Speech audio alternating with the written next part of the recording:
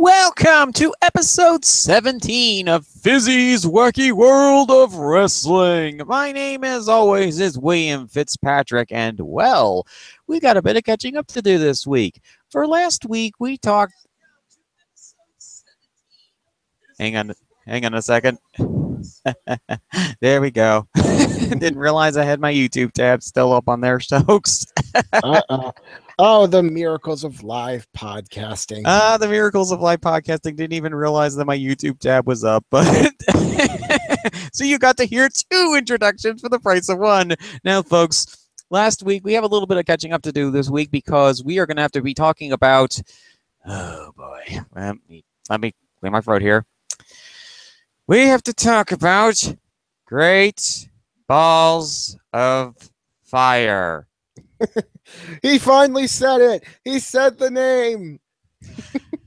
Sponsored by Rocket League. Yes, which is a very fun game, but that's besides the point. Mm-hmm. But yes, Great Balls of Fire is coming up in a little over a week. And it's looking like a really good show. Mm-hmm. WWE was in timeout last week. Mm-hmm. This week they were out of timeout. Mm-hmm. And, you know, for them coming out of timeout, they gave me a really good week of wrestling. Oh, certainly they did. And, you know, as always, it's my co-host, Sal Cusmano. And, well, yeah. What a week of professional wrestling. This turned out... Yeah, there was a lot of good stuff. There really wasn't anything that made me mad in WWE this week. Honestly, really nothing at all. I mean, there was some bad stuff, sure. Some stuff that didn't really make the mark. There was some confusing stuff, which we'll get to. Mm-hmm. But for the most part, like, there was nothing that made me mad, like, the past however many weeks. It was just most of it was pretty damn good. Some of it was bad, but nothing rage-inducing. So I'm happy. Yeah, I'm actually happy about this because this week was a really nice week as far as wrestling goes for me because it just relaxed, sat back, and watched some of the angles and clips on the various tubes of you. And, yeah. This was a good week. And, well, before we begin our talk of the pay-per-view that I said the name of once on air today, folks, you're not going to get that lucky. So I'm going to call it for the rest of the show WWE Bonfire, because it can still end up a bonfire knowing WWE and all. We have two shout-outs to give out to start off the broadcast. First, I had Taker's Minion on a Cage Side Speaks episode a few weeks back. That would be the Money in the Bank edition of the show with Keith Harris and Brendan Briscoeing. He decided to start up a new show called Shooting the Breeze at 10 a.m. Central Time. And Sal is Ironmanning today because he was on that podcast, the debut episodes of the show. Yep. They had a little bit of an issue. He was solo for a bit. One of his co-hosts was a bit late. So, you know, I stepped up and came in. He was going to have me on anyway to help plug the show because we actually pushed it. Now, because they're going live at 10 a.m. Central or 11 Eastern on Fridays, we're going to be going live every 1 p.m. Eastern on Friday. Mm-hmm. So, you know, they wanted to give us a plug as a thank you, and they were going to have me on. So, you know, I figured I might as well help the guy out. You know, we're all friends here. We're all friends on Cage Side Seats. We're all in this together. And whenever I can help out a friend, I'll be there to do it. So, and certainly, and I have the same viewpoint as well on this subject because actually the show's technical reasons was because I helped Taker get the Hangout set up. Yep. Taught him all the little buttons, the doodads, all of the little glitches and whatnots that are a part of Google Hangouts, and I walked him through the process, and he was really, really appreciative of the help that we gave him on the tech support end. And I'm really happy that Sal was able to jump in and help him on his debut show. Yeah. So, you know, if you guys were coming from his show to ours, thank you for listening to his show. If you guys want to go check his show after it, go check out his show. He's a good guy. And his co-host, Dr. Master Senju, he's a good guy. I just spent like an hour and a half talking with them.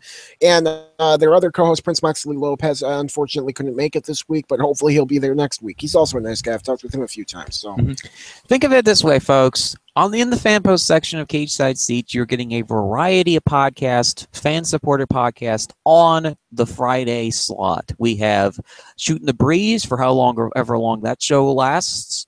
and we wish them all the best of luck with their efforts. And we have this show on the afternoon slot between 1 or 12 or 1 p.m., depending on when the time is. And we have Two Guys, One Sport at 9 p.m. Eastern Standard Times on either Thursdays, Fridays, or whenever they can fill in their schedules, usually Fridays. Yeah. So we feel like we want to let you guys know all about these shows, because Cage Side Seats, your one-stop shop for pro wrestling news and banter. Sorry, CJ, I just had to steal that one more time. We'd like to give you guys a bunch of different podcasts. We have all of these shows every week. We have Rudo Radio. We have Not Your Demographic. We have Wednesday Night Shooting. We have Cage Side Speaks after every pay-per-view, and we also have Cage Side Live. Unfortunately, but that show is on hiatus at this point. But whenever CSL comes back, whenever the great Sean Bruder and Dia do another show, I think they're going to be doing another NXT one here pretty soon. But all of those podcasts that we just mentioned, those four, Speaks, Rudo Radio, Not Your Demographic, and Wednesday Night Shooting, are all affiliated podcasts. The three that we just mentioned previously, those are unaffiliated podcasts, but you can find them in the fan post section. Yep. We're all like fans on Cage Side Seat. We're all either a part of Cage Side Seats. Well, we're all members on the site, but we all started there, so we all kind of have a bond with each other, and we're happy to help each other out. And we hope, if you guys have the time, you check all those podcasts out, because I feel like each one brings their own interesting take on all of them, and it's just fun. In addition, we have another plug-in this particular week. If you checked out the latest edition of the WrestleNomics Radio with Chris Harrington, aka Mookie Ghana, and Brandon Thurston, aka Brandon Howard, on the Twitters, there's a little bit of an Easter egg at the very end of the episode that I think that if you are a fan of this particular show, you will really, really enjoy. We also want to give a nice special shout out to all of the professional wrestlers of Southern Tier Wrestling, Empire State Wrestling, Upstate Pro Wrestling in Rochester, and ESW, and Pro Wrestling Rampage in Erie, Pennsylvania, for listening to the show last week, because I sent out a ton of links to all of the different wrestlers of that show that I went to on June 17th, and they were very, very happy about, them being featured on a pro wrestling podcast. And, we're always happy to help support local indies. I mean, always support your local indies. These guys, they do a lot of work, and oftentimes, they might seem underappreciated at large, but, I'll always support them because they do good work and they should be appreciated, because local wrestling, indie wrestling, this is good stuff, and it's good for the health of the overall wrestling scene. Mm-hmm. So, after all of the tales of Campfire songs and shout-outs, we are now ready to proceed with WWE Bonfire, and oh boy, this has got quite a few matches on this card. Actually, only 5 announced so far, but here's the reason why we're doing this show a little bit earlier than usual. We usually do it around the week of the show, but we got sumo coverage next week, depending on if a few things happen. Yep. And so we have 5 matches on this show, and let's see here. Let's talk about the first one, which is the singles match for the Universal Championship. The Beast Incarnate, Brock Lesnar, champion, with the ancient immortal wizard Paul Heyman versus Samoa I'm Gonna Kill You Joe. Yep. My lord, has the build to this been absolutely incredible. Indeed it has. I mean, this past week on Raw, Samoa Joe made Brock Lesnar an honorary member of the Californian Raisins. Yes, he did, Fizzy. I mean, Brock turned purple. Like, there was no other way to describe it. He turned purple. It was almost scary. It was a great segment. I mean, here's the story going into it. Brock Lesnar has been built up as this almighty conquering beast. No one can stop him. Not even John Cena could stop him. That's how powerful this man is. And now this man has met his match in Samoa Joe. A violent man in Samoa Joe who just destroys and destroys. And these two are going to have pretty much a proverbial clash of the Titans. And it will be great. So, if you happen to be a fan of the Roy Harryhausen films, you will be in for such a good match. Yep. And even if you're not, you're going to be in for such a good match either way, because this is just going to be, it should be just a great slugging Hoss fest. It's looking like so much fun. I mean, they've had great brawls with each other where they dragged like half the locker room with each other and killed half the locker room. I mean, I just can't get over, like going into it, when Joe first won the number one contenders match, I thought, I'm a little disappointed because no offense to Joe, but he's older and, I didn't really think he could do as much anymore. And I still don't think he can, but this past month of build has proven me wrong. And I'll take back everything I said. Joe, you can still go, man. This has been great. Thankfully for me, because I probably would need a new co-host, because Joe would have ripped you from your very room if you continued insulting the man. Yeah, seriously. But, I know this isn't going to continue past Great Balls of Fire, which I think is kind of a shame because it's been so good, but it is what it is. And according to recent rumors, Joe's still in line to get a push, even if he loses. So I think that's good because the man has really shown that he deserves it with the work he's been putting into this feud. I mean, he's been great. Brock has been great. Paul Heyman has been great. This has just been like a classic Battle of the Titans feud, which is always fun because, I mean, who's going to win between these two big behemoths? I don't know. But it should be fun. Mm-hmm. Yeah, I have no idea who's going to win in this feud. I mean, I know that people are saying, oh, well, Brock's going to win in this feud in Great Balls of Fire. You never know with WWE. They might decide to try and swerve you on something like this. And the word is that there is also plans in line for a certain somebody to get a championship match at some point afterwards. Yep. That somebody is Roman Reigns that we have to put in this equation. We'll talk a little bit more about Roman when we get to his match, but we have to also encourage that this might be the route that Joe gets to feud with Roman. The Samoan Joes. Mm-hmm. Man. The actual Samoan from the NOI family versus the Samoan who isn't from the NOI family. Yeah. One of who is actually shoot named Joe and the other one whose ring name is Joe. Yeah. God, I love this. I love wrestling so much sometimes. Yes. I mean, some weeks it can be the most aggravating, frustrating thing in the known universe.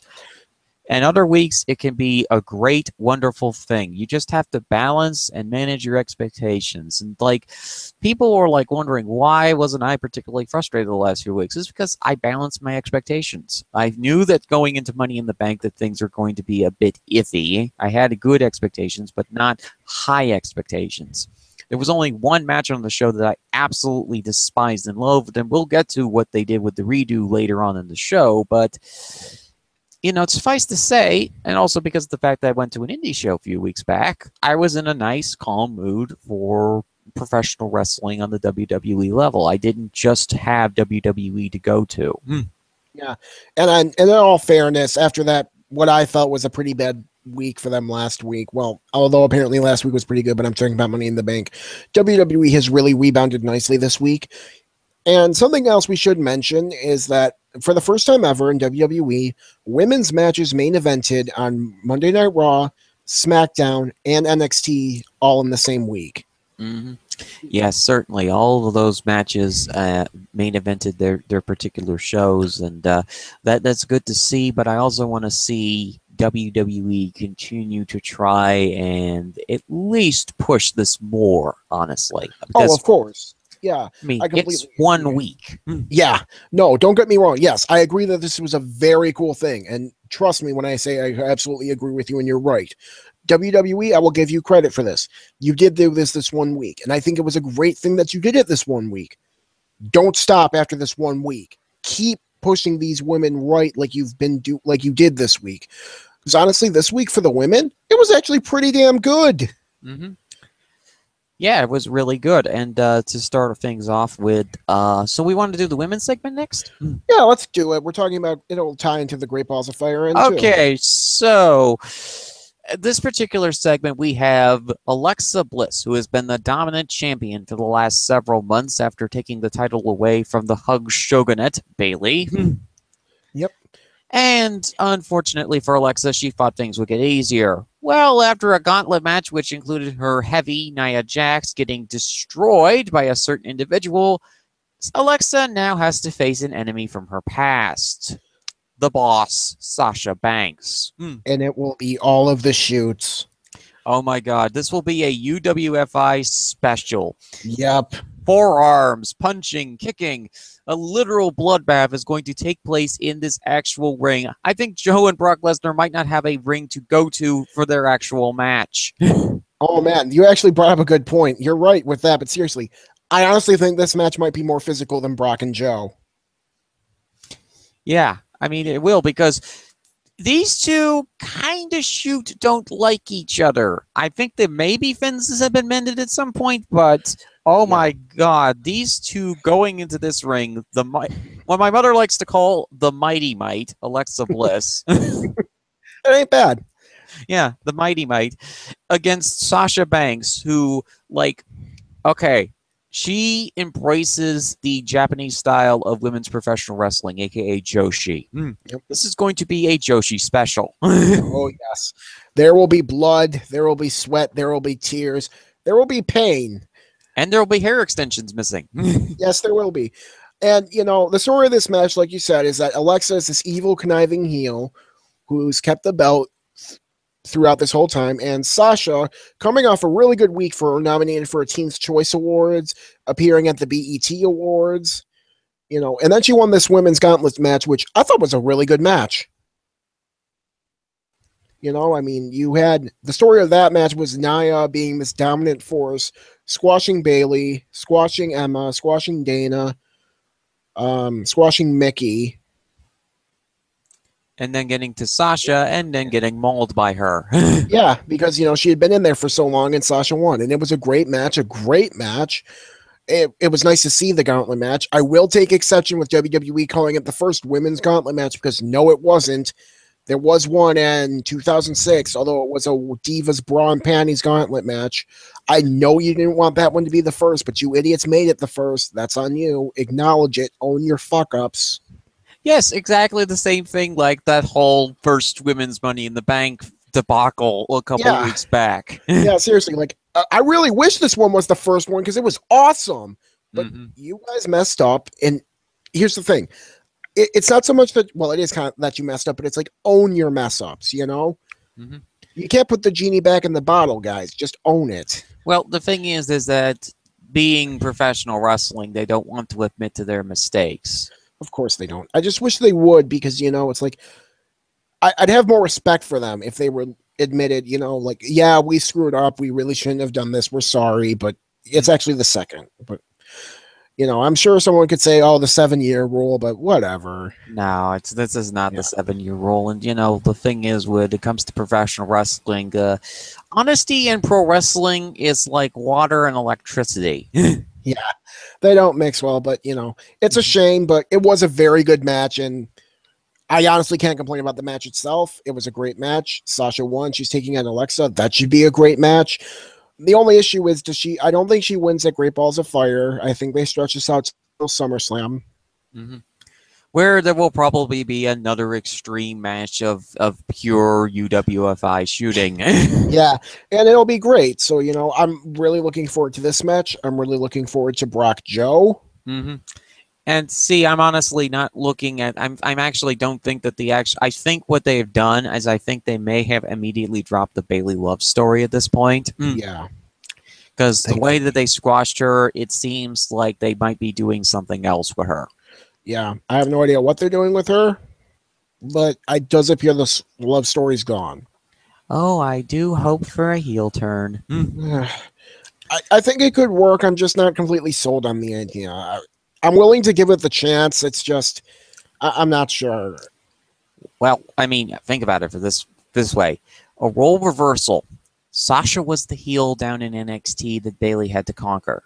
What if we decide to make Sasha the face and Bayley the heel that Sasha has to go against at WrestleMania? And like I said, you can make this a temporary heel turn. When I say temporary heel turn, I mean temporary in the world of wrestling means until WrestleMania. Then you do an angle where you turn somebody face.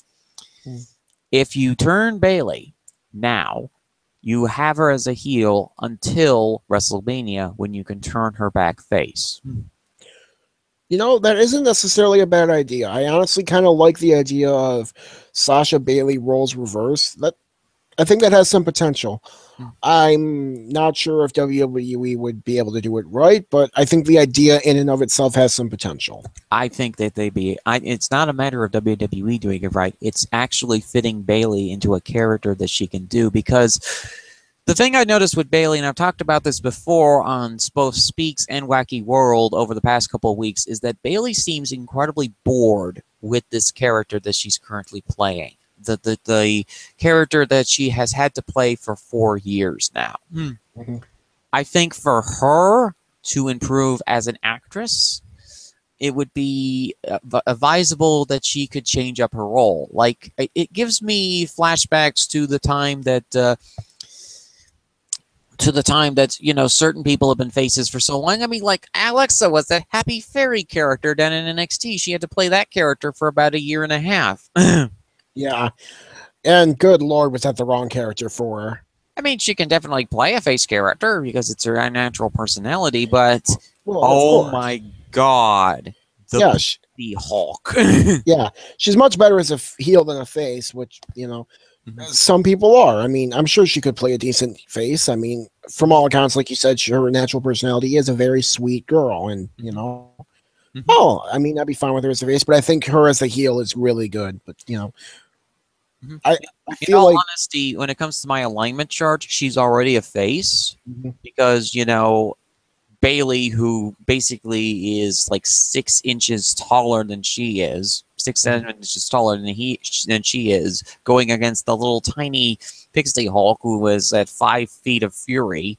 yeah, It kind of makes her the face by default in situations when she's in a match with her. But when it comes to Sasha, she is kind of more at equal at height. I know that there's that Sasha has a few more inches on Alexa, yeah, but it's a little bit more fair in this case because it's two tiny wrestlers who are about to rip each other to pieces. yes, We and are not exaggerating, folks. This will no, be a much more destructive match than Joe Brock. yeah, it will be at least as destructive. I'm not kidding either. Like Joe Brock, those two will kill each other. Don't get me wrong. Pixie Hulk, Sasha, those two will kill each other even more, Mm-hmm. and it will be fun. I mean, Sasha wants to get women's wrestling over, and I applaud her efforts for doing that. And I feel as though her being in the background for the last year has helped her realize what is important in this case is that everybody has to work as a team and make this work. Yeah, It's not going to be a solo individual. We've had this repeatedly, time and time again. I've seen people in the daily proclaim, "Oh, look, there's our new savior." And then that yeah, saver turns out to be the biggest draft bust that has ever occurred in that particular division. We tried that solo thing with AJ Lee. Didn't work. We tried it with Paige. Didn't work. We now tried to force that mantle onto Bailey. And while Bailey's shoulders were certainly capable of holding the log, I don't think it was necessarily fair for her to have to hold the entire log while no one else was carrying the other end of the thing. yeah. I think part of it was the fact that we saw Bailey, Charlotte, Sasha, and Becky all at once, and we thought now there's a lot of hope because, I think people realized after AJ when we thought things would get better with just her, and we saw her and Paige, and we saw those four come up. We realized, I think now we stand a better chance because we got like four really capable women. Not You just know, four really capable women's wrestlers, we also have Alexa, who has the mindset of somebody perfect mindset for somebody who wants to succeed in the world of wrestling and do it the right way, not the crazy carny way. well, of course. All I'm saying is that people have their expectations high, and I feel like recently it's been more in creative than the talent themselves. Mm-hmm. Like, don't get me wrong, talent like Bailey not being the best promo isn't helping. There are some things that talent could improve on, but I think like 90% of it is on creative. Sure. But the thing is that there needs to be a balance of both creative and the wrestlers trying to succeed in this situation. And I do feel as though the Raw writing on the women's division side has considerably improved in recent weeks. Gee, I wonder why. Yeah. I don't know why, but it has been better. Yes, I mean, 2 weeks ago, like they didn't get a lot of time, but at least the time they got, they did some stuff with it. Like Sasha got a huge pop, Bailey got a huge pop as like Stone Cold Bay Austin. So they did a little better 2 weeks ago. This past week, they did very well. I have to wonder if Jimmy Jacobs hasn't taken over writing the women's division. That might be it. And here's the thing. I hope they continue doing well because here's like we said, just because you guys did really good this 1 week, you aren't off the hook yet. Oh, certainly. We're not idiots, people. We know very well what WWE likes to plan and put the wool over people's eyes and say, "Oh, hey, we did all this promotion this week." We're good. Now we're good for like a year. Yeah. Seriously. Yeah. No, don't.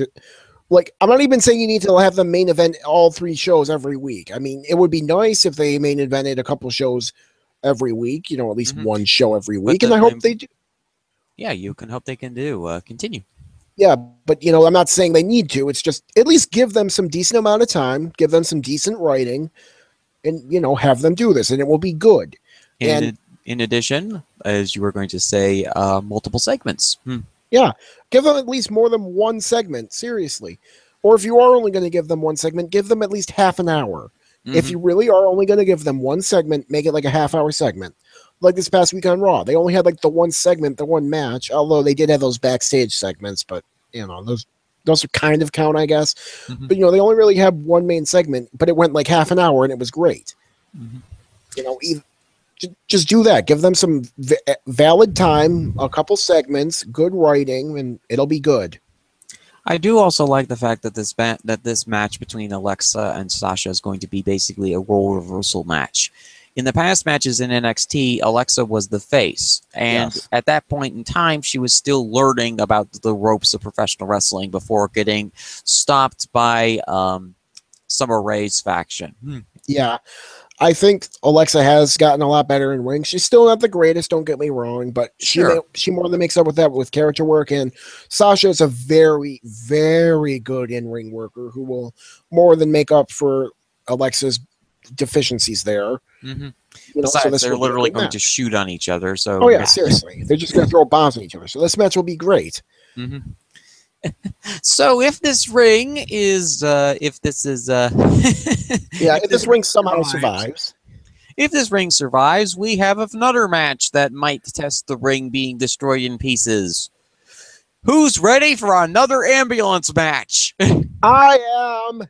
Certainly. Now the backstory for this particular match. Roman Reigns thought he was done with the mighty Braun Strowman. Turns out he wasn't done with Braun Strowman yet.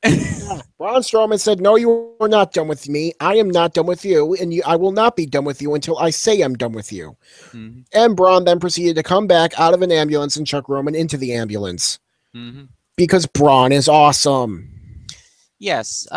So basically, Braun has made up with the ambulance that he flipped over for a couple months ago. Yes, of course he has. That ambulance loves Braun now. It even got a tattoo of Braun's name on it. Yep. So also what he did is, thanks to the magic of shamanistic hillbilly powers, Bray must be really, really furious about the ether of revival being stolen from his compound. Yeah, he came back from, what, a 6-month injury in like 6 weeks? Yep. And that's because Braun Strowman is a freaking beast. Also, hillbilly magic, cure all. Yes. And this match will be great, man. I mean, you got Braun Strowman, who over the past year has become one of my favorite guys. Just this beast of a man, this giant who can actually go in ring, against Roman Reigns, who is seriously one of the best workers WWE has. It was also beloved by all. Yes, beloved by all. And I mean, it'll be a great match. I do like how they have been letting Roman be a lot more cocky and sort of smug a little bit. Like, he's not going full-blown heel, but he's sort of teasing it a little bit.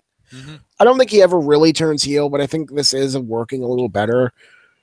I kind of like... Honestly, I think, to continue your point, I think he does turn heel. I wouldn't mind that. I think his... Like, I don't really like his I don't give a fuck attitude on Twitter because it just kind of seems like burying the customers.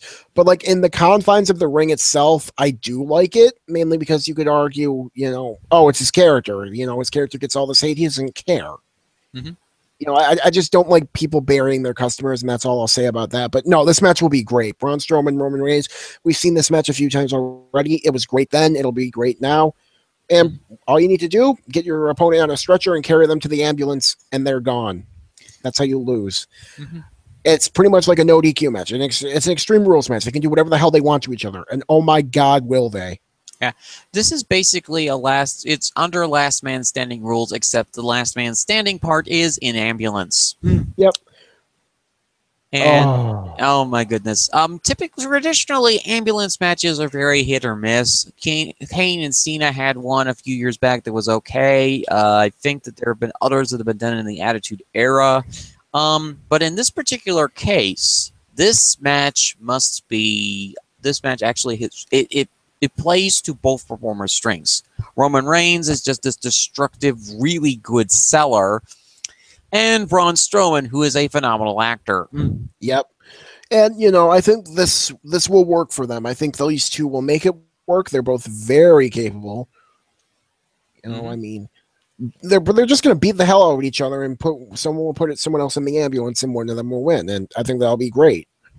Yeah, all they have to do is do that, and you know, this match will be one of 3 matches, including the kaiju-sized Clash of the Titans with Braun and Joe, and the other kaiju match in Sasha Alexa. Yeah. Yep. That might possibly destroy the ring at this show. Yeah. And then we sing Campfire songs. Yeah. The only saving grace for this match not destroying the ring is that they're probably going to be outside it for most of the time. Mm-hmm. And the poor ambulance company they're holding this show in Dallas at the American Airlines Center. Not Jerry World, but the American Airlines Center. Yep. Mark Cuban is going to wonder why an ambulance was totaled in the middle of his ring. Yeah, he'll get over it. He'll be fine. I figure he's a pretty big fan of professional wrestling, so nice. That would be fine. Okay, so next up on the list of matches is Titus Worldwide has signed a Cruiserweight Championship match. Akira Tozawa versus Neville. My boy Akira. Well, it's more he is my boy, but I gotta give credit to Rex Ivanovic. It's his boy first. He's the guy who really started selling me on him, so you know. Oh yeah, there's no bigger Akira Tozawa fan than Rex Ivanovic in the daily. You know, the guy has been following Dragon's Gate USA and Dragon's Gate Japan, the originator, for years. Yep. I even asked him to help me up with some Tozawa matches, which will be nice. But, you know, yeah, if you ever want some really good Dragon Gate recommendations, he's your guy. Go check him out. He's a good guy. You know, friend of the show, good guy. And, you know, yeah, I think this match will be great. Akira Tozawa's a great wrestler. The Titus Worldwide stuff. It's not the Titus brand anymore. It's Titus Worldwide. Love that name. Has been great. Neville is great. I honestly think this will be a really good match. For the story is that Neville continues to be the king of the cruiserweights, and the Cruiserweight Championship is his crown. Yep. He says no one is on the Neville level, but does he have the ability to deal with the power of Tozawa? Hi. Yeah. Does he have it? I don't know, because I mean, I'll be honest, I'm biased here. Akira Tozawa's my boy. I just love that guy. He's great. He's one of the few cruiserweights who gets a reaction. Yep. You know, and I mean, we can debate why they don't. We've debated why they don't in the past as well. But I think he's doing very well. I think I would have him win the belt. I don't know if you do it here or at SummerSlam, but, you know, I think this will be good. That they might do it here. Yeah, I wouldn't be mad if they did it here because, you know, it would be nice for him to win it. And I mean, I like the story, and someone brought it up on Twitter where it's like the story with Titus is like you're initially suspicious of him, but then you realize, no, he's a good guy. He just wants to help you. And you go all in with it. And it's like, you know what? Yeah, that is actually kind of the story. I mean, Apollo Crews was a bit suspicious, but no, it turns out Titus is actually a pretty good guy. He just wants to help. Tozawa's a bit suspicious. Titus is a good guy. Just wants to help. And I kind of feel like that gels with Titus's actual, like, out of the ring, like who he is as a person in real life, because the real life Titus O'Neil, the man is a saint, like just a great guy. Like if you've ever read his Twitter or his Instagram, the dude is nothing but a good man who does nothing but good things for people and tries to be a good person. I mean, like he's the kind of guy you want as a role model for your kids. You want them to look up to because he's a good guy. I mean, Mhm. and him in his managerial role has been great. Yeah, the guy does a ton of work for charities, you know. Even more so than the average WWE performer. This guy does donates to charities. He also helps out his local community. He lives in Florida. Yep, he volunteers numerous hours of his time. I mean, he's just a great guy, and you know, I saw one of his public speaking things, and I tweeted at him. You know, he is an inspiration. I told him, "You're an inspiration. I wish you nothing but success." And he actually liked that and retweeted that. And the thing with Titus is, he's a guy who you want to root for. Yeah, he's a guy that you want to root for, and I'm glad that they're aligning this gimmick more towards the face side of the spectrum than the heel side of the spectrum. Although there might be changes, you know. Yeah, I honestly kind of like Titus as this like hype manager face guy, though. It just works for me because it's more in line with who he actually is, and you know, looking at his real life persona, I want to cheer for the guy because he's great.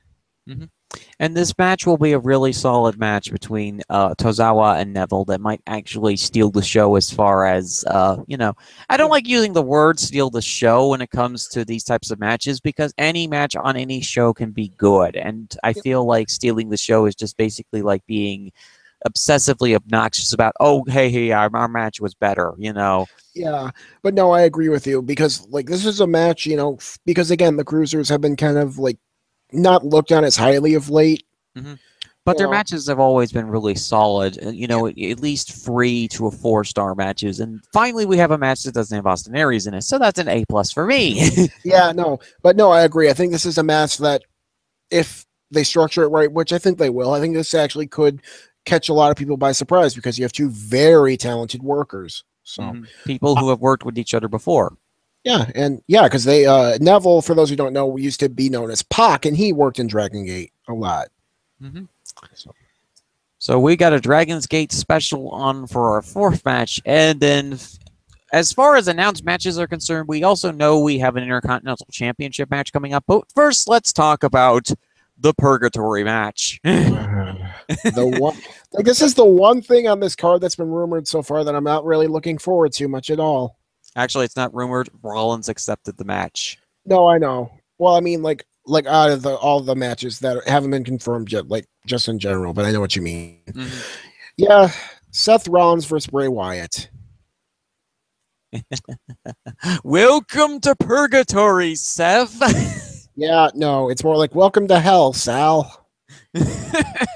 I mean, here's the thing. The first segment was apparently really good, I guess, between those two, or it was at least interesting in that it brought up like Seth's, like, you know, the only gods we create are in our mind, and you know, I guess it was pretty interesting. Here's what happened this week on Raw when I was watching. I saw Seth come out. I knew Bray would probably come out and say something, so I just muted my TV. Bray came out and started saying things. I did not unmute my TV. I did not care. I mean, this is about as negative as I'll get on this show because this is the one thing that I really don't care for. You have Seth, the soulless wrestler, you know, who's just move, no psychology, against Bray Wyatt, says creepy things, doesn't do really anything good. It's going to be boring. I don't care.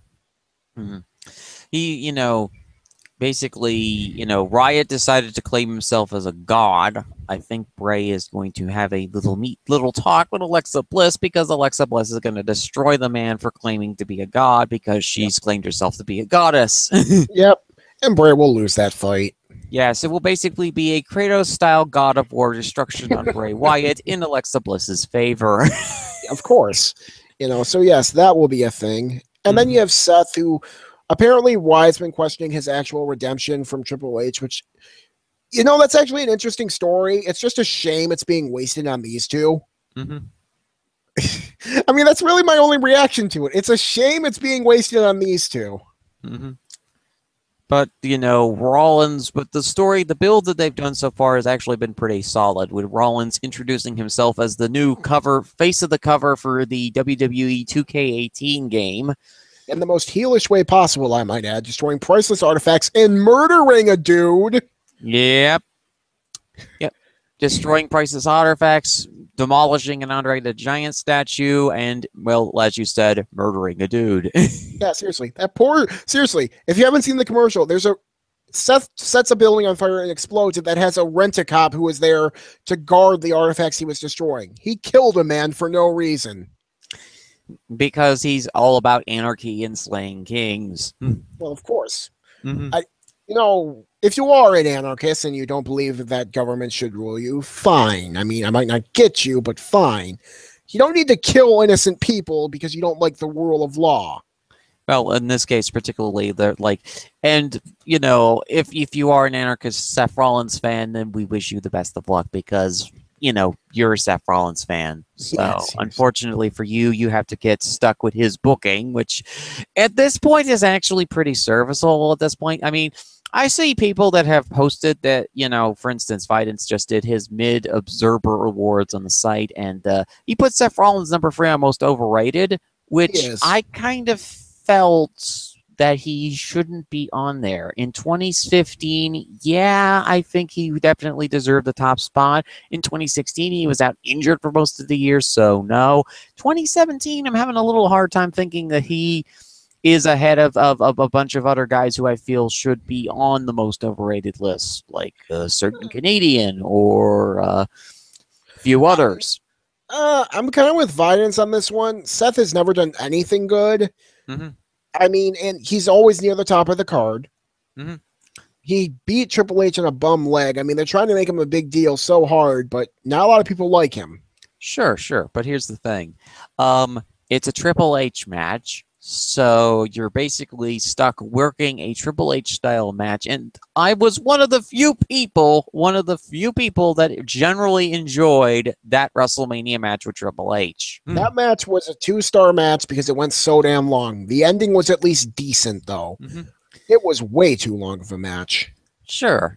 But I had reasonable expectations on this particular match. And where I reasonable expectations, I meant very low expectations because I didn't expect a lot out of a 40-something-year-old Triple H, and I didn't expect anything from Seth Rollins. Seth's no psychology Rollins. Yep. Although he was actually forced to sell in this particular match, which is a miracle amongst itself. Yeah, but didn't he do really inconsistent selling? Sure, but compared to usual, it was actually pretty consistent because Triple H continued to try and use submission holds on his knee. Yeah.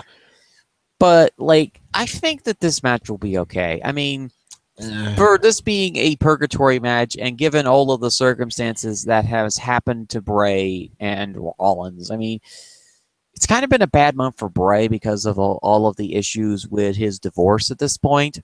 Yeah. And this thing, it's unfortunate to see. I mean, we do hope that everything gets resolved in the court of law. That's why we're not really talking about it as much. Yep.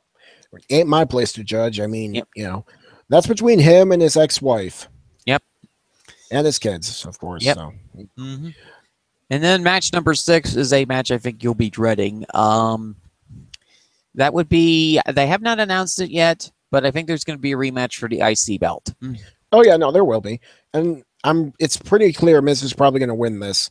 I'm thinking what happens is Miz drops the belt to Balor at SummerSlam. I think that's the direction they're going with. Oh, dear Lord. Miz gets stuck with Dean. Now he gets stuck with Finny McBrogue. Well, Finn's actually been doing really well lately, but we need to talk about the segment with Miz from this past Monday night on Raw, Fizz. Oh, yes, that segment. The one that had NBA fans scratching their heads and going, okay, I don't know what you did, what you expected, WWE, because... Yeah, so for those of you who watch sports, you've probably heard of the name of LeVar Ball, the father of, what's his name? I know LaMelo Ball, but his other kid's son. I can't even remember his kid's name. For the love of God, this goes to show how much LeVar Ball has overshadowed his son, who was the number 2 overall draft pick in the NBA draft. That isn't good. A former tight end from Cal State Los Angeles. He was undrafted. His career. Lonzo Ball. That's his name. Lorenzo Ball. LeVar Bell is a former tight end who was undrafted in 1995 and had a career history of playing with the London Monarchs.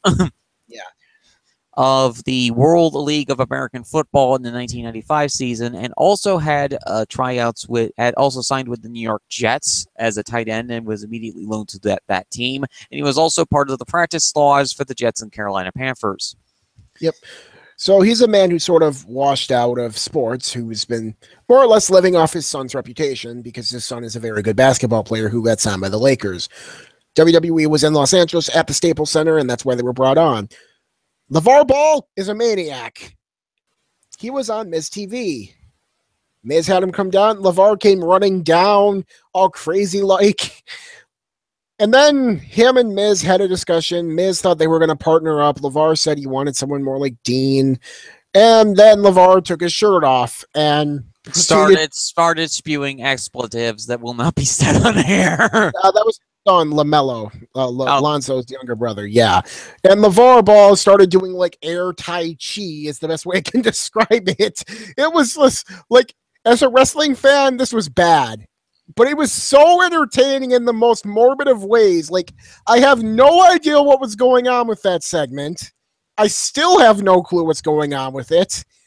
Yet I couldn't look away. And the funniest thing about it is that got more press coverage than the NBA awards that the NBA had hyped up for a year that were going on at the same time. Yeah, that's probably that's a look of the NBA that's going, oh my god. Why? Yeah. How did we get beat by the WWE this week? And for those who don't know, the WWE and the NBA have kind of had a little bit of a mini feud going on since about the late 2000s when the Denver Nuggets proceeded to inconvenience WWE Raw by having the arena for a Nuggets game because they were in the playoffs at the time. Yep. And Vince didn't let it go, and then they did some petty stuff, but whatever. Yeah, so this has been funny. I mean, Miz did great in this segment. He tried to save it and all he could. Then Miz and his Miztourage had a 6-man tag match against Dean and Slater and Rhino. And Miz's team won. And in good news, Miz and Maurice didn't have any marital strife this week. Of course not. I am calling this a major win and hoping that WWE realizes how stupid having those two break up would be. I mean, honestly, like I said, if Maurice wants to step back away from the role of being Miz's manager after a year and a half on the road, you know, it's her decision. It's Miz's decision their decision to do that. I'm fine with it. You know, I'm happy that this elevates two guys who were basically in the lower card at this point, Curtis Axel, who I like, and Bo Dallas, who I like. Yeah. If it's Miz's and Maurice's decision for Maurice to take a step back, I'll be fine with it. Like, I'll still be a little disappointed, but I'll be fine with it. If this is Creative's decision to split them up for no reason, I'm going to be mad.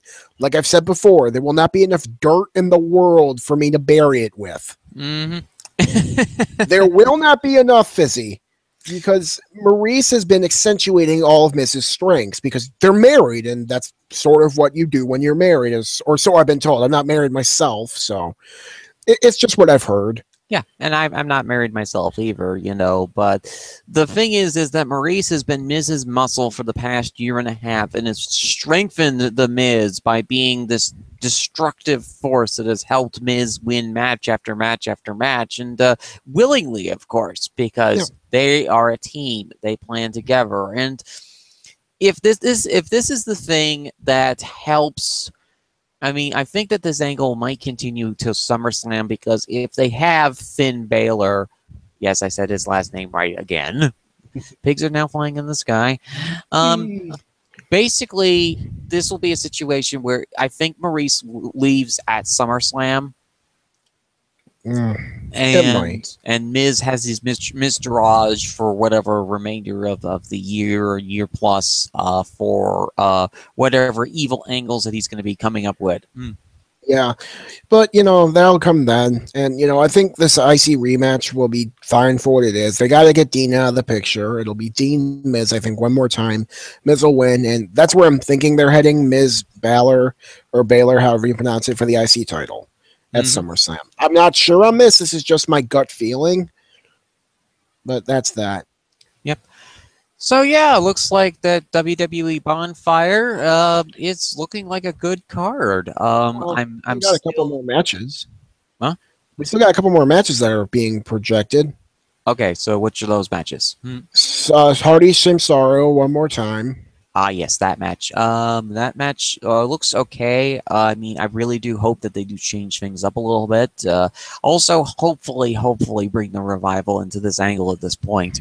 Yeah, that'll be good. And then we have Enzo and Cass. Oh, yes, this segment. I almost forgot about it. This one was a really good segment. So basically what Enzo did is he came out to the ring. He tried to do his usual spiel, but instead he kind of started breaking down crying and said, and admitted his faults. He admitted all of the faults that Cass said about him last week when Cass proceeded to knock his face into New Jersey's harbor. Yeah.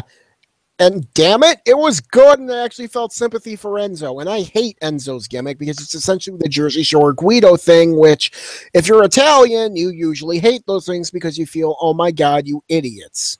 Well, he's not from New Jersey. He's from the Long Island, so... Well, you know what I mean, that whole New Jersey, Long Island area, Yeah. I'll admit I'm probably being oversensitive here. It's just seeing that stereotypical, New Jersey, Long Island, Italian Guido thing, it annoys me because those people make it all Italians look like self-absorbed, stuck-up assholes, which we're not. Yeah. And I just find that annoying, but I actually felt a lot of sympathy for Enzo. And, he admitted, I say a lot of crap that I can't back up because I had you. And it's like, this is a guy who actually can admit his faults. And, he wanted Cass to take him back. And, it was actually good. And I felt sympathy for Enzo.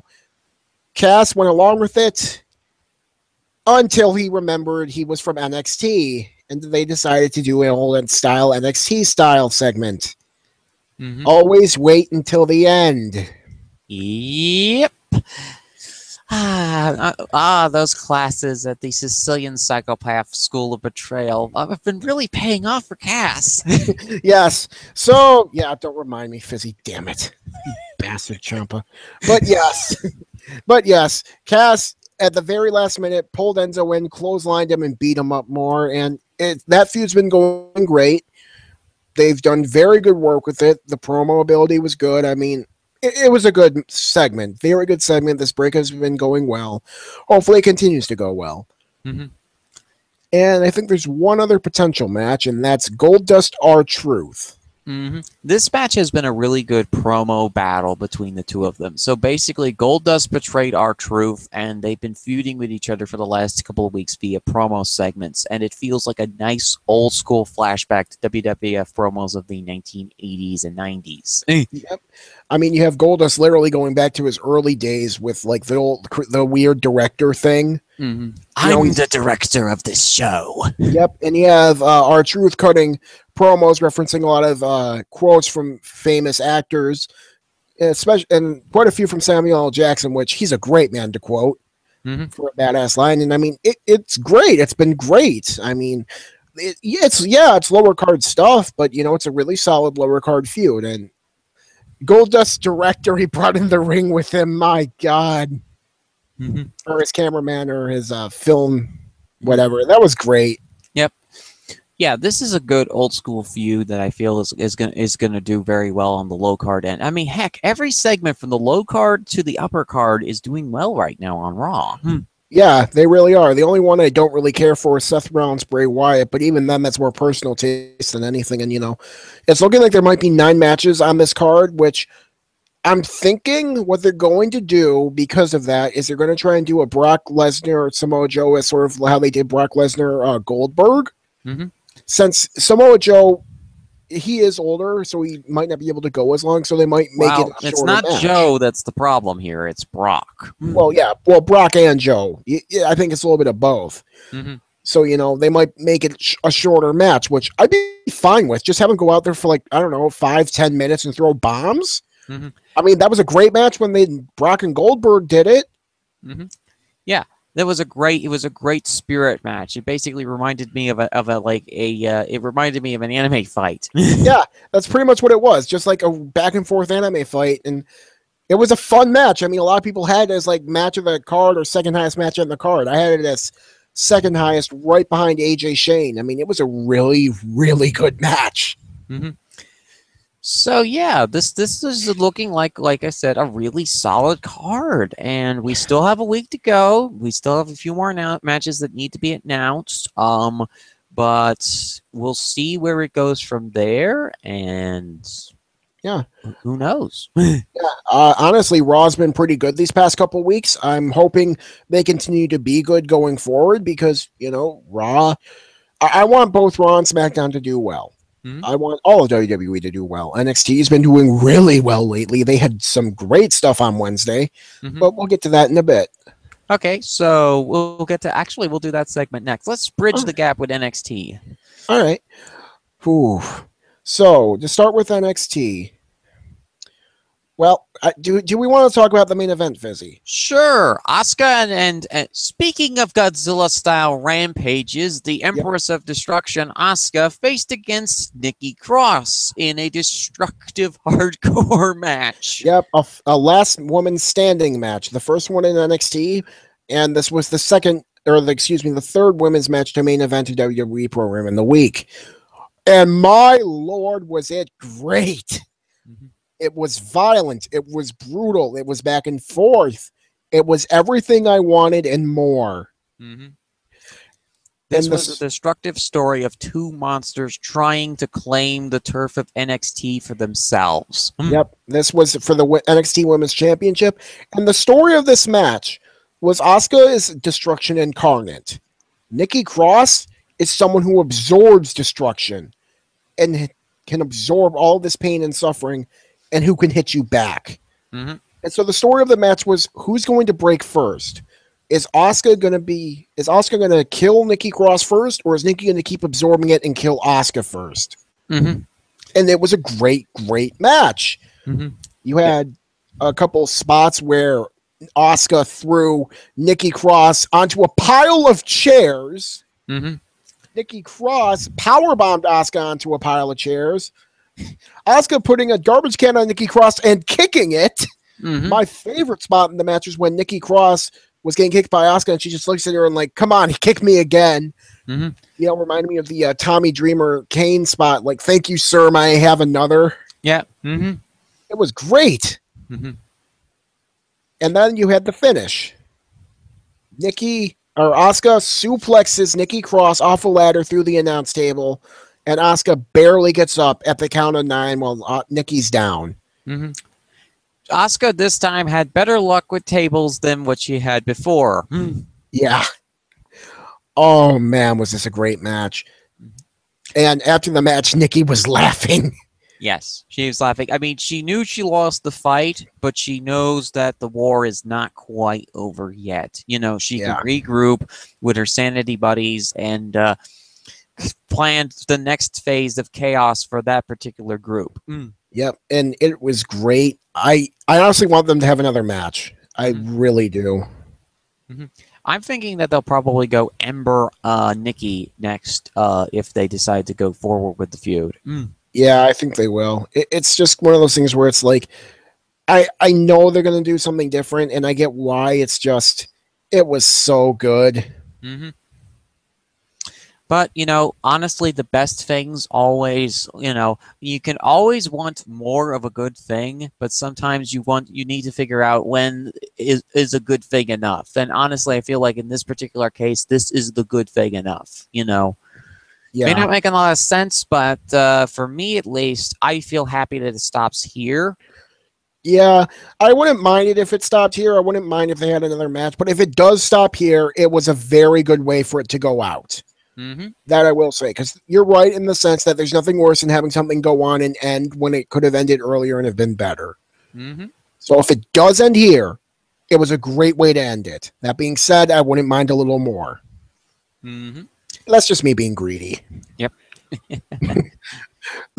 And there was some other stuff on NXT. We had the Velveteen Dream defeating Ho Ho Loon, which, I mean, fine.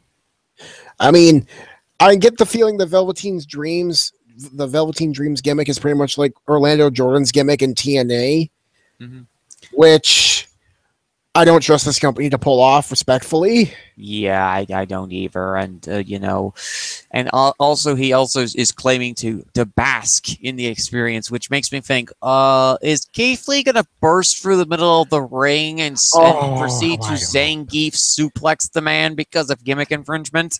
Oh, how I hope. I mean, hell, after Keith Lee, there's going to be Kazuchika Okada right behind him, getting ready to Rainmaker him for stealing the purple Rainmaker. That's what Oh, he's calling he's his stealing finisher. the Rainmaker? Well, that's what he's calling his finisher, the purple Rainmaker. Ah, and I know that Velvet. some people, I know that people will think that's a Prince reference, but it's also a reference to Kazuka Okada's finisher. Yep. So, Velveteen, you're in trouble, son. Be careful. Good luck, best of luck. Here's Yep. health pack for you. Oh, and something else we forgot to mention, Mauro Ranallo was back on this show. Oh, yes, yes. The weird and strange saga of Mauro Ronaldo and WWE continues at this point. See, Mauro was released from his SmackDown contract a few months back. They let him have a couple months off due to personal reasons. Some people alleged it was because of bullying from JBL. Some people alleged that there were issues between Mauro Ronaldo and Vince. Some people alleged this, that, and the other thing. We aren't sure because there's been a lockdown on information because Mauro has been signed to the NXT brand. Yep. In addition to that, he's also been signed to Bellator to cover their MMA fights. Yep. And here's the thing: if there was an issue between Vince and Mauro, or Mauro and JBL, if I'm just happy that whatever it is has seemed to be resolved. I won't discuss it in depth. And here's the thing with Mauro: he seems like a really good guy. He's a man who fights and advocates for mental health, which, as someone with Asperger's syndrome, I can very much appreciate. Mauro is a very good guy for this, and I don't want to pry too much out of respect for the man because that would be rude. Just like it would be rude to pry too much into Bray Wyatt's situation. All I'll say is I'm glad he's back in NXT. I hope whatever issues he may or may not have had have been worked out, and hopefully everyone's happy going forward. He's been brought under the ring of the shovel, and I think at this point that the issue is at this point resolved. Yep. H has both him and Jim Ross on the NXT brand at this point. Yep, and Nigel. And honestly, I thought Mauro was really good in this show. He was a little more toned back than he has been in the past, which I think worked. He got excited for the really big spots, which I think worked. And, I know his commentary has been hit or miss for some people. I know his SmackDown commentary, he got a little overboard for me at points. But, hearing him on NXT, I thought it was pretty good. So... And he can spew as many Japanese references as he wants to because Asuka's the champion right now in the women's division. Yeah, so, I think he worked very well in this. I'm happy for him. I'm happy that things seem to have been resolved, and hopefully going forward, everything will be cool. Yeah, and, I feel like this is the best option because here's the thing. Like we said, Mauro is an advocate for mental health issues. He's a guy who suffers from mental health issues. I think that the part of the problem was the long touring schedule of WWE was just too much on the guy. I mean, he basically got this job as a relaxing job to do because he was tired of covering MMA matches for UFC. Now he gets to cover MMA for Bellator, which is considerably easier than UFC matches because UFC matches happen all the time. And also now gets to cover professional wrestling, which he loves to do.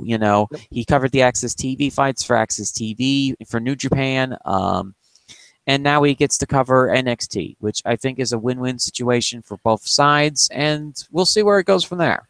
Yep. Hopefully, everything works out. And yeah, I wouldn't be surprised if the travel did play a part of it, because again, that travel, it's relentless. So hopefully everything works out. And, and that was good. And after that match with the Velveteen Dream, we had Heavy Machinery and the Authors of Pain in Mr. Regal's office.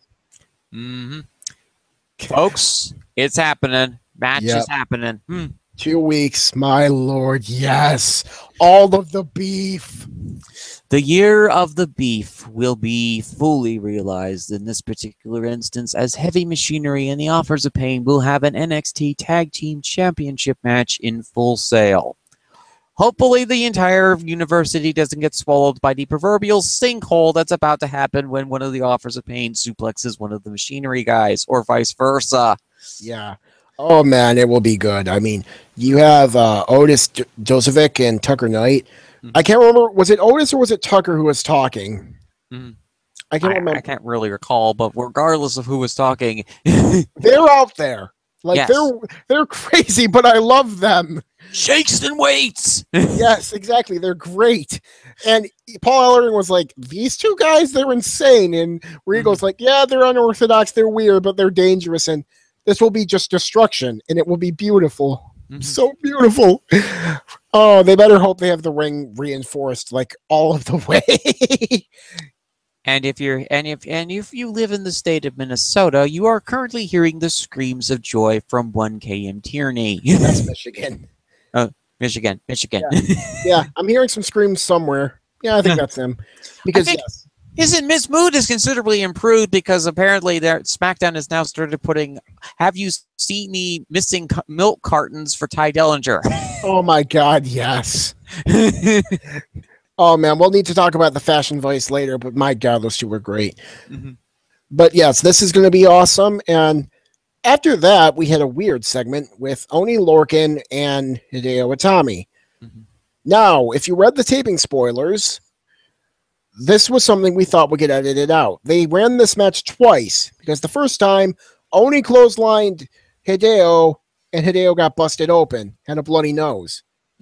I don't know if there wasn't enough time for editing or not, but they didn't edit it out. So they called that first match off, and then they ran it again. And they had a typical 10-minute Oni sprint, which was awesome. Oni Lorcan has become one of the best workers in NXT by far. Yep. I'm honestly advocating making a network title for NXT and have it like old TV title rules, like 10 minutes, and just have Oni Lorcan go up against people for 10 minutes for that belt every week. I mean, it's the same thing that they did in FCW. They had their 10-minute TV championship.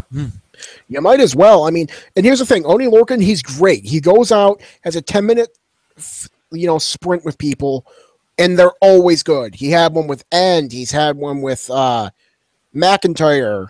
I mean, it's been great. I mean, honestly, the botch did play a factor in this match, and I definitely feel he didn't want to bust open Hideo Itami's nose. No. And then Hideo won, and then he called out Chris Hero, and they're going to have a match sometime in the future. And then Sanity attacked those two. So Cassius Ono and Hideo Itami are going to have to face against Sanity, I believe, in next week or the week after. Yep. And that led into the Nikki Cross Asuka match after Wolf, I think his name, cut a really weird promo that I have no idea if it was good or bad. Yes, Wolf and Killian Dane, are now facing against, the Wall of Death and the Kicking Buzzsaw of Death. Yeah. So that'll be a fun match. And then we had that match we talked about at the beginning with Asuka and Nikki. All we can say is, in addition to a recap, go watch it. Yeah. If you've already seen it, really fun match. Yeah. If you've already seen it, watch it again. So that was great. And now we have SmackDown. So, you guys wanted to do a do-over on this whole thing, huh? Well, you did your do-over. Guess who's still the women's Money in the Bank champion? Carmella. Yeah. Here's the thing. The finish was much better than the one at the Money in the Bank pay-per-view. I mean, that's not saying much. It was still, in and of itself, it was still a good finish. I'm not going to be completely mean because, yes, it was still a good finish. But, just saying it was better than that isn't saying much. The match itself, not very good compared to the first one. Like, there was no big spots. There was hardly any impact. The structure was weird. I mean, it wasn't the worst match I've ever seen, but it really felt lacking compared to their first match in every way except for the finish. Yeah, the finish was what I think was the most important factor of the match. I know that people are going to complain about how bad this second match was, but the finish is what matters the most because Carmella unhooked the goddamn briefcase. Yes. I'm still not giving them credit for that because they should have done that in the frickin' first place. Oh, certainly. They should have done that in the first place. God dang it, you idiots. Seriously, yeah. It's like, if they're expecting me to congratulate them for doing it right this past Tuesday, no, I'm sorry, guys. This shouldn't have been hard. You shouldn't have messed it up to begin with. Like, I'm happy you guys did do it right this time, but I'm not giving you credit. I'm just going to say, Also, James Ellsworth tried to invade the ring, but security attempted to stop him and actually succeeded. Although, if it were me, and I suggested this idea on Speaks for the Money in the Bank show, why not fly Ginny all the way over from England to the arena that SmackDown was in and have her see James Ellsworth's ungodly fashion sense and have her just literally end him? My best guess would be Jim Smallman said he couldn't afford to send her over. Mm-hmm. But that's my best guess. But yes, no. So the finish to the match itself was good. The match itself, I didn't really care for. I know some people liked it. I really didn't think it was that great. Again, it wasn't the worst thing I've ever seen, but that's just me, you know. Mm-hmm. But, you know, I'm glad they did the finish right this time. Still not giving them credit for it, just glad they did it right. So that was that. Actually, Ginny's a Nightbridge fashionista. She can fly herself over. Also, she's a part of the part of the international division of the Fashion Police. So technically, I'm starting to establish the Fashion Police as sort of an international, you know, organization on fashion. Hiroshi Tanahashi is the captain of the Japan division of the Fashion Police. The Japanese division, my lord, yes. Yeah. Mm-hmm. Speaking, we need to talk about the Fashion Police now. Yeah. Their segment with the Ascension in the interview was amazing. They tried to bribe the Ascension with music tickets. Money tickets. And I think it was Victor, like Connor was going to go for them, and Victor said, hey. No, actually, it was Victor who was going for them, but Connor, you know, pulled him back and said, we only listen to thrash metal. Thrash and grunge metal. And I'm just like, oh my, yes. And then they talk to him a bit. They go and check on their HQ that had gotten more destroyed. Then they looked back and they said they're free to go. And then the Ascension took the tickets. It was so hilarious. Tyler, so basically, the Ascension angle was actually a fake out. It appears so, yes. Tyler Breeze and Fandango have been two of the biggest joys on SmackDown these past couple of months. They are just brilliant in everything they do. Their personalities are infectious. They're so much fun to watch. They're absolutely hilarious. I love these two guys. Mm-hmm. The thing is that they come up with these segments, and the great thing is that the creative team is willing to work with these two to make these segments enjoyable. This is basically like the old segments that you got with the APA in their office. Yeah, exactly. And it's working, you know, it's total like lower mid card, but you know, we need lower mid card fun on our wrestling show. This is what makes a good wrestling show, and I'm loving everything these guys do. Mm-hmm. You know, I mean, I don't need everything in my wrestling to be serious and about a championship. It's fine if I have these two wacky guys doing stuff like this. I need this wackiness. Yes, it's in the title of our show, folks. I think I've said this like 3 or 4 times already, but it's in the title of the show. The wrestling world is kind of wacky, so, you know. Yeah, it's really good. I mean, I love this, and I'm thinking it's going to be American Alpha because they're the only other team left, which honestly will give them something to do. And honestly, like we've said, the tag division in SmackDown is stacked. Unless Zack Ryder decided to go angry and decided to destroy the Fashion Police's office. Oh, I hope not.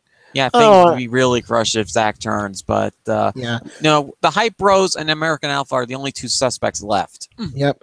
But speaking of the Hype Bros, they had a match with the Usos, and if they won, they'd be the new #1 contenders. Thankfully, they didn't win because that would be completely silly. I was kind of pulling for them. I mean, they've been really good lately. Mojo's been great lately. I was kind of hoping for it, but I can see that they want to go with the Usos New Day, so that's where they're going. And, you know, the Usos won, and, you know, this is building up more towards the Usos New Day. They both cut some pretty good promos on each other. Although I was, again, disappointed. I was disappointed that the Usos didn't say it ain't paranoia, it's the Usos. I think they were probably worried about the glitter shower that they were about to receive from a very angry Things and Stuff. Because her boys, the Hype Bros, lost in that match. Yeah. I mean, the only reason I'm really down on it is because, like, that's, like, they've done it at least 3 times, and I love that that's, like, such a great line for a promo, and I kind of want them to always say it because it is, like, one of the best lines I've ever heard. It ain't paranoia, it's the Usos. Yeah. it's perfect for them because like they act all like, you know, your hair is going to be on end, you're going to feel goosebumps running down your arms, and you're going to look around, and when you're looking around you're going to ask yourself, and they're all going to be like, it's like, it ain't paranoia, it's the Usos. I'm just like, my god, these two are great. Like, I can't do it justice. Look up It's Not Paranoia, It's the Usos, and you'll see the promos. They are great. Yeah, and although it is making me at this very moment, folks, about a non sequitur, it's making me think of actually going to the supermarket and buying butter. In this case, I can't believe it's not butter. Because it sounds exactly the same to It's Not Paranoia, It's the Usos. Oh my god, yes. But like, these two are great. They've really upped their game. They've become some of the best heels on the roster. The New Day is always a joy to watch. They're so infectious and fun. They're going to have a good match, I'm sure of it. And you know, hopefully the support from Xavier's trumpet gets them the magical advantage in this RPG style battle. Yeah, hopefully, because you know these two will have a good match whenever they have it at a Battleground. So that's been fun, and I've really enjoyed their stuff. Oh my goodness, this is going to be so fun. Also, for those of you who have been covering the latest edition of Who Will Sami Zayn Cross Next? Congratulations, Sami. You've crossed something that's even more dangerous than Braun Strowman, Maria Kanellis. Yep. He interrupted Maria Kanellis and Mike Bennett in their cheesy love story. Yeah. Cheesy love story, which shouldn't have interrupted that, Sami. Yeah, but, you know, he did. And it is what it is. He went up against Baron Corbin. He got beat by Baron Corbin. Hey, a Money in the Bank winner actually winning a match. How about that? Yeah, what a novel concept. The Money in the Bank winner actually winning the matches. Yeah, it was actually a little decent match. I thought Baron Corbin was a little slow in places, but the match itself was fine, especially for TV. I have to wonder if he isn't recovering from some kind of injury because, you know, that Money in the Bank match was a very grueling match for these individuals to face against.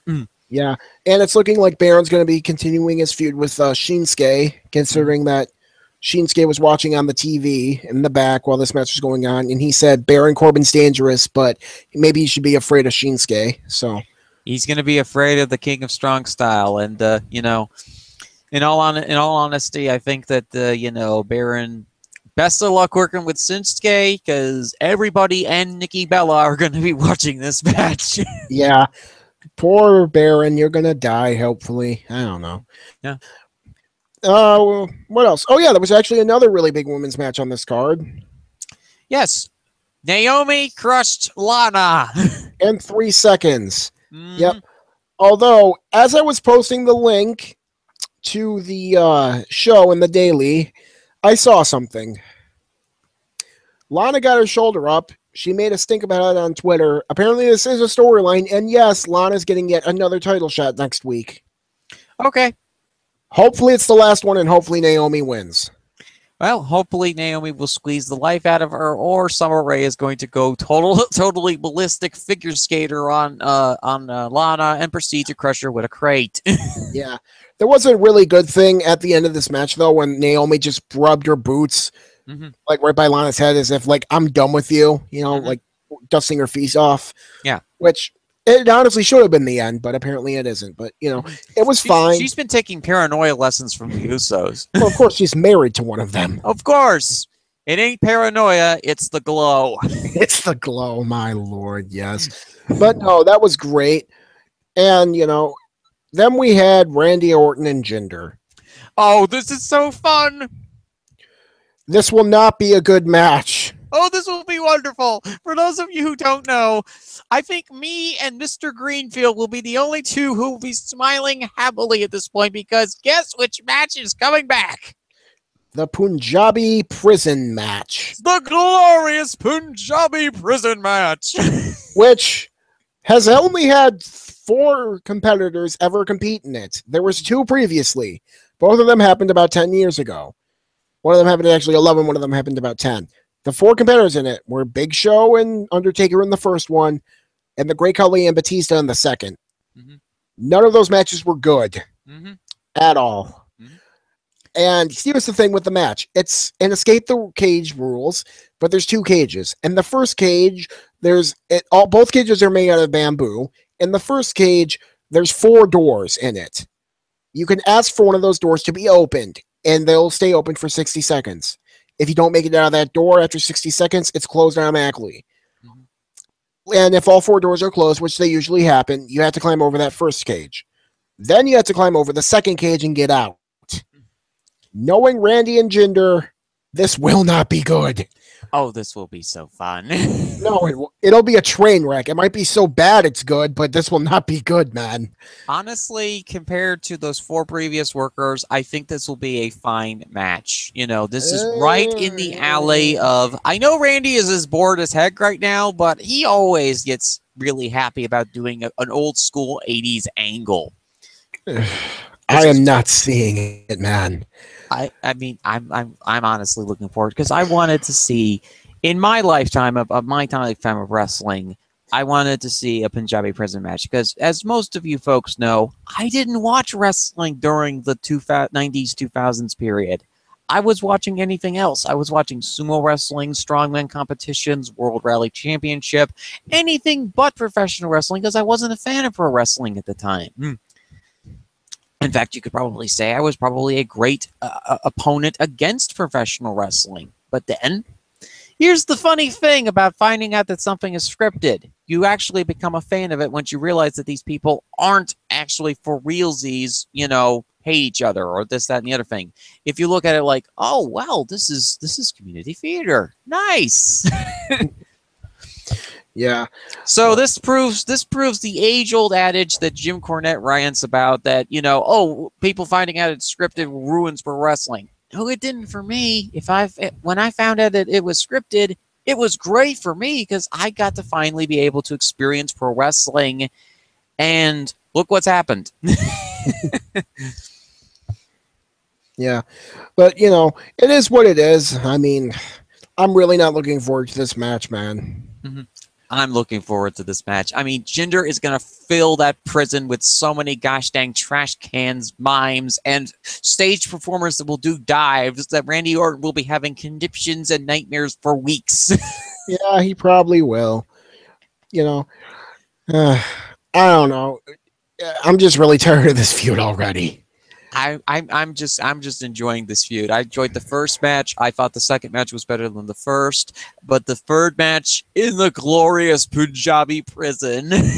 Yeah, not looking forward to it myself. I mean, I will agree that I didn't really like the first match. I thought it was bad, but not as bad as I thought it would be. The second match I thought was actually pretty good, surprisingly. I have no idea how they reached that height. And honestly, I'm still arguing they should have stopped it there. You two just had a pretty good match with Randy Orton and Jinder Mahal. Just quit while you're ahead. That's what we were talking about with Asuka and Nikki Cross, you know, earlier. Yeah. Yeah. Well, instead, they didn't listen to me. They didn't quit while they were ahead. They instead went for the glorious Punjabi prison match. Yes, which won't be good. Trust me on this. I've seen those Punjabi prison matches. They aren't good. Oh, this will be such a fun experience live. And also, it fits the theme of the pay-per-view, WWE Battleground. Yeah. Oh, well, it is what it is. I have a soft spot for Battleground. You know, it's always been a pay-per-view that people have kind of ranted against, but the very first pay-per-view was held in Buffalo. So, you know, yeah. I kind of have an affinity for the show. You know, that was one of the first times I watched the WWE pre-show on the YouTube app, and, you know, I thought it was an enjoyable show. Yeah. Well, you know, maybe it'll be good. I don't know. And there's one other thing that happened on SmackDown this week. AJ Styles confronted Kevin Owens backstage. And this week coming up on SmackDown on the 4th of July, there will be an Independence Day Battle Royal where the winner gets a shot at Kevin Owens' U.S. Championship at Battleground. Ah, yes. This will be a very interesting... Battle Royales are kind of hit or miss, but I think this will be a very interesting Battle Royale. Yeah, I'm almost certain AJ is winning this, and I would imagine he wins the belt either at Battleground or SummerSlam, and, you know, I'm thinking they're going to do the AJ Styles U.S. Open Challenge, like they did with John Cena, which I would be all for. Since Cena might actually return on the 4th of July. Yeah, he is scheduled to return next week. So that'll be good. And, honestly, I'm looking forward to that because the U.S. Open Challenge was great. It was one of the best things on Raw back then. And, AJ Styles is just as good as in-ring worker as John Cena. Hell, maybe even a little better. So seeing AJ put on good matches week after week with different opponents like John Cena used to do, that will be great. And I hope they go this route. Just make sure, AJ, not to like any alt-right accounts on your Twitter account. Yeah. Make sure not to do that. Look, here's the thing. AJ Styles and Seth Rollins are the only two wrestlers currently who are on my personal hate list. AJ still hasn't left there yet in his back. And look, Uncle Alan is well liked by everybody in that locker room. But he's still, your wacky uncle. So he's going to do crazy things occasionally that makes it, makes things awkward to like him. Yeah, that was... Oh boy, that was awkward. I mean, look, I know, I get the feeling that the man himself, he's a good person who doesn't really hate anyone or who wouldn't actually go after anyone, but he still has that deep South Southern Christian upbringing, which, that doesn't exactly make, I'm not saying this is an excuse for the man because I don't think anyone should be intolerant of anyone, but it doesn't exactly make anyone necessarily the most tolerant of people, shall we say? So, I think Vidance put it best. It's one thing if he actually does the things, if he actually did stuff like that, he actually oppressed people or beat women or something like that, then I think you could say he's a bad person. But his political views, yes, you can certainly disagree with them. Hell, I disagree with his political views. I don't care for his political views, but, until he actually decides to go and oppress people, I'm not going to be too mad at him. I'll just sort of shake my head at him. Really, man? I shake my head at him in general because he looks like a hobo. So, oh, come on. He looks like a good hobo, though. He's the kind of hobo you... The phenomenal hobo. Well, yeah, but he looks like the hobo you wouldn't be ashamed to have over at your house or sleeping in your alley. Get off my lawn, AJ. Oh, come on. Come on. But, yeah, that was WWE this week. It was actually very good overall. A lot of good segments, a lot of good stuff. Yep. Honestly, nothing much to complain about. I mean, there was that Seth Bray stuff, which I didn't care for. The women's Money in the Bank match was meh, but the finish was good. So, I honestly liked pretty much everything. The Lonzo Ball stuff, the LeVar Ball stuff was just weird. I think this is personally, I think this is going to blow up in the face of the Lakers because, I don't know if this kid's actually going to be the best transcendent player for the Lakers franchise. In all honesty. Oh yeah, I hope he does well. I honestly think LeVar is, he's an ex-football player. Yeah, the more we're finding out about ex-football players and concussions, the more that we understand why they are. Yeah, how they are. He is insane, but he at least made for some interesting television. I'll say that. I mean, I don't need to be seeing that every week, but I heard some people. It caused Vince's stack to explode, so... Yeah, I've heard some people say it was worse than the This Is Your Life segment, and I'll have to respectfully disagree. This Is Your Life segment pissed me off and made me mad. This LeVar Ball segment just left me speechless and made me laugh a little bit because I had no idea how to react. I mean, you could, I just can't call it worse. It didn't anger me. It didn't make me mad. It actually made me somewhat happy in a perverse way, in a weird way, I can't be mad at this. Yeah, it was a segment. It was a disaster, but hey, It was a fun disaster. It was a fun disaster. And that's the thing. The This Is Your Life segment, that was an angry disaster. This was a fun disaster. It's sort of like when you were trying to bake a cake and you got cake batter everywhere. You have to clean it up, but you could always get a little bit of you could always just scoop some off your counter and have a little bit of a stack with it, I mean, it was a fun disaster. So, yep. So Raw was good. SmackDown is still printing Have You Seen Me Missing Kai Dillinger milk cartons, and NXT had a great main event with Asuka and Nikki Cross. So that about wraps it up for this week's edition of Fizzy's Wacky World of Wrestling. We might be doing a show next week. We might not. It depends entirely on what is going on at this point with Sal's vacation. Yep. Which, hopefully I'll be able to make it. I'll let you guys know probably sometime closer to the show. We're planning on it going on, but some stuff might come up. I'm not sure yet. Hopefully all works out though. Yeah. Because next week is the sumo show. Yep. Hope you've had a good 2-month break without any sumo, because we're going back to it for the Nagoya Basho, where Lord Hakuho once again reigns supreme. And Ozeki, let me think here. Takayatsu? Yep. Takayatsu competes in his first Basho as an Ozeki. We also have got a bunch of returning guys from the Juryo division making their return to the match, because this is the first time that we haven't had a new top division debut in quite a while. Yeah, just a bunch of new guys who were down in Juryo who come back up. Another guy to follow will be Ura again, who's been having a meteoric rise these past couple of Bashos. Yep, and now he is currently in the position of Megashira 4, so we'll be able to talk about that. And, well, 3, 4, 5. If I'm counting it correctly here, 1, 2, 3, 4, 5. We have done 10 shows since the revival. Yep, this is our 10th show. We want to thank all of you for being along with us these past 10 shows. It's been fun. Yes, we'd like to thank you all for tuning in on this edition of Fizzy's Wacky World of Wrestling. For the last 10 weeks, we have been doing these shows. This just started off as a nice little revival side project for the weeks that, I realized that I could fill these shows in because I was doing speaks on a semi-weekly to monthly basis. So, adding a second show to my podcasting resume is quite an enjoyable feat. And I had this in the bag for 3 years. Reveal the card, and there we go. Yep. I'm so very happy that Sal has been my co-host throughout this entire run of the Wacky World of Wrestling. Well, I'm happy you've had me, Fizzy. And this has been episode 17 of Fizzy's Wacky World of Wrestling, a tale of campfire songs and ambulance matches. Like we said earlier in the show, go check out the new shows, which is Shooting the Breeze with Taker's Minion, Princess Moxley Lopez, and what was it? Master Dr. Senju or Dr. Master Senju. Master Dr. Senju.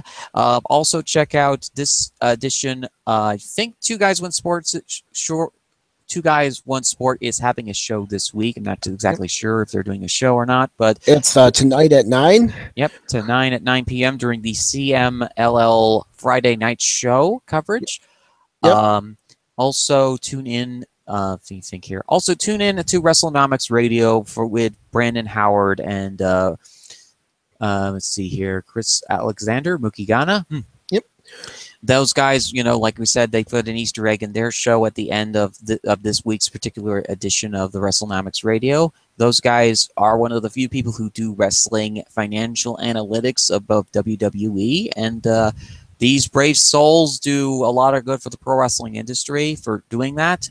And we hope you listened to them, and we hope you enjoyed this edition of the broadcast. Yep. You guys have a nice day. Yep, you can follow us on Twitter. I'm at William Fitzpatrick. And I'm at Cusmano_Sal. And thanks once again for tuning in. Bye, folks. Have a good one.